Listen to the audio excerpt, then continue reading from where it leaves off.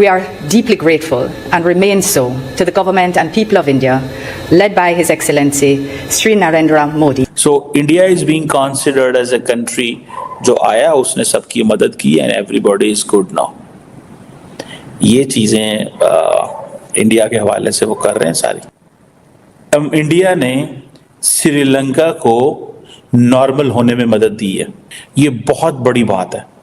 और उन्होंने इस बात को भी ये कहा कि एक तो इंडिया बड़ा प्लेयर है। भारत और अमेरिका के जो ताल्लुकात की नोयत जो डेवलप हो रही है, मैं नहीं समझता कि अमेरिका जो है भारत के साथ कोई ऐसा इक़दामात लेगा जिससे कोई सैंक्शंस होंगी। लेकिन एक और पहलू भी इसका ये भी याद रहे कि अमेरिका को at the end of the day ये सूट भी करता है, क्योंकि एक साथ आना के एक तरफ प्रेसिडेंट जो बाइडेन की तरफ से चाइना पर टैरिफ लागू किया गया और वहीं पर उसी के साथ उनके जो स्पोक्स पर्सन जॉन किर्बी हैं वो फौरी तौर पर इंडिया की इतनी तारीफें कर रहे हैं, उनके गुण गा रहे हैं, उनकी डेमोक्रेसी को वाइब्रेंट डेमोक्रेसी ऑफ वर्ल्ड कह रहे हैं और उनके भारतीय वजीर आजम दुनिया का कोई देश अमेरिका के प्रतिबंधों को हल्के में नहीं लेता, लेकिन भारत ने ईरान से डील करके बता दिया है कि उसे अमेरिकी प्रतिबंध उल्टा वो जुर्रत से बात करते हैं सर, हमारी तरह बुज़दिल लोग नहीं है, वो पागल नहीं बना सकते आप हमें। अब ये सोशल मीडिया का दौर है, लोग पढ़ लिख चुके हैं, लोगों को पता।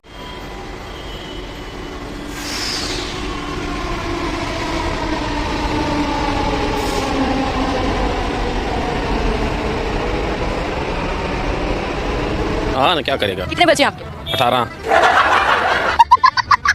4 याद है, 18 बच्चे हैं, तो फिर कैसे मैनेज करते हैं? बस खुद मैनेज हो जाता है, कोई प्रॉब्लम नहीं है, कोई ऐसा मसला नहीं है। अच्छा, एक बीवी को कितना टाइम देते हैं फिर? बस सबको एक ही घर में रहती है? जी जी। तो लड़ाई शड़ाई नहीं होती? नहीं, बिल्कुल प्यार मोहब्बत है। पर जिसका दिल निकाल कर इस बच्ची के सीने में डाला गया उसको तो कोई सवाब नहीं होगा इस मामले में। तो उसका दिल लगा है एक केसेस में दिन ब दिन इजाफा हो रहा है। साथ बताऊं, जब इस हुलिया में आवाम बाहर फिरेगी तो रेप ही होंगे और क्या होगा। मेरे हुलिया में क्या है? मेरे हुलिया में क्या है? मैं कह रहा हूं ना, जब इस हुलिया में आएंगी स्कर्ट पहनी होगी, टाइट्स पहनी होगी। मैंने स्कर्ट पहनी। आपको एक मुसलमान मर्द दुपट्टा उड़ाने लगा था भरे बाजार में, देखा था ना आपने कहा भी कि अरे भाई तुम्हारा इस्लाम दुपट्टे से शुरू हो गया, दुपट्टे पे क्यों खत्म होने लगता है। और यही बात मैं भारत में बोलती हूँ कि साजिद रशीदी साहब यहाँ मत देखो, यहाँ देखो, यहाँ देखो कि नाजिया का दिमाग कितना तेज चलता है, मेरी शक्ल देखो, तुम उधर देखते ही क्यों हो साहब को कि मेरी जहानत देखिए, मेरी जहानत, आप मेरी छाती मत देखिए। और है कि अगले 4-5 साल के अंदर वो भी नाप देंगे।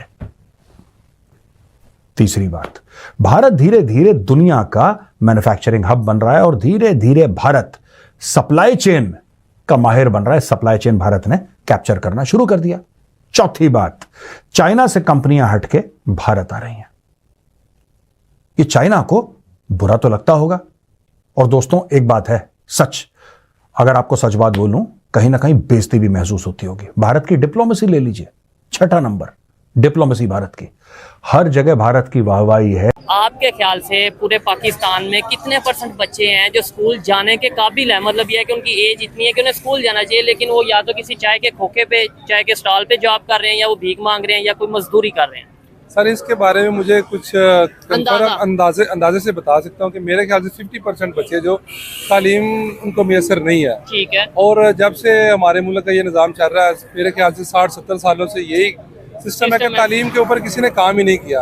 अगर किसी ने कुछ किया तो उसकी हुकूमत खत्म हो जाती है, तो बाकी फिर वो सेम सूरत-ए-हाल चल रही है। इसका मतलब तो ये हुआ कि हमें जानबूझ के जहालत में, जानबूझ के अवेयरनेस से दूर, एजुकेशन से दूर रखा जा रहा है। ऐसे प्लानिंग के तहत ये सब कुछ किया जा रहा है। आपके सामने ये मिसाल है, एग्जाम्पल है, हमारे साथ जो हमारे हमसाया ममालिक है, इंडिया या जितने भी हैं, जहाँ पे लिटरेसी रेट चेक करे कितना, इवन आप बांग्लादेश देख लें, आपसे ये अलग हो गया, लेकिन उन्होंने अपना लिटरेसी रेट अच्छा किया। हमारा चाइना को देख ले, नेबर है। ऐसे ही चलो, अब हमारा लिटरेसी रेट अच्छा नहीं हुआ, लेकिन उससे बुरा हो गया। ये बताएं, हमें हमेशा ये बताया गया कि इंडिया में, जो हमारा नेबर कंट्री है भारत, वहाँ पे बहुत बेरोजगारी है, बहुत गुर्बत है, हमें ये बताया गया। ठीक है, उस गुर्बत होने के बावजूद उन्होंने अपने बच्चों को पढ़ाया, एजुकेशन की तरफ लेके गए। आज वहाँ पे गुर्बत भी खत्म हो रही है और एजुकेशन भी दिन ब दिन बेहतर हो रही है। आप इंडिया के अंदर जाकर आप चेक करेंगे ना, हमारे बहुत सारे जानने वाले हैं, हम लोग फॉरेन में हैं। अच्छा। तो हमारे इंडियन कितने दोस्त हैं, वो जाते हैं, बताते हैं कि यार हमारे यहाँ तालीम फ्री है। अच्छा। हाँ, फ्री है, और हमें और शऊर है। शऊर ये है, मैंने तो ये सुना उधर तालीम फ्री है, साथ ही साथ लंच जो ब्रेक होती है उसमें खाना भी दिया जाता है। बिल्कुल, आपने सही सुना, हमने भी यही सुना है, लंच और उसके बाद बहुत सारी फैसिलिटी है वो देती है। बच्चे के अंदर वैसे ही एक शऊर पैदा हो जाता है कि मैं यार कुछ बनूंगा। तो यहाँ पर क्या है, यहाँ आप देख ले, स्कूलों में देख ले, यकीन जाने जो थोड़े भी छोटे छोटे स्कूल है ना, उसके अंदर का एनवायरनमेंट देख ले तो आप परेशान हो जाएंगे।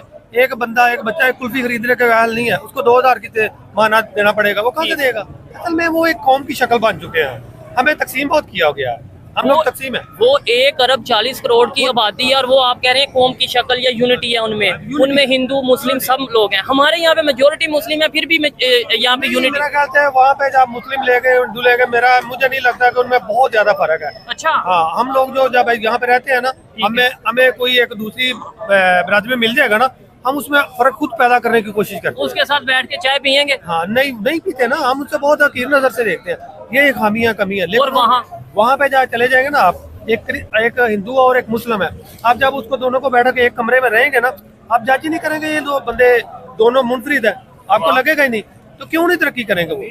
असल में इंडिया में एक सिस्टम है कि जब आप किसी को तालीम सस्ती देंगे ना, कोई भी प्रोडक्ट आप जब मार्केट में सस्ती लॉन्च करेंगे ना, तो ज्यादातर लोग उससे फायदा उठाएंगे। ऐसे ही है। लेकिन जब आप मार्केट में कुछ देंगे नहीं तो लोग कहाँ से लेंगे? ये चीज है। यानी इंडिया में गवर्नमेंट ने खुद जो तालीमी निज़ाम बनाया है ना, उसका एक म्यार है। ठीक है।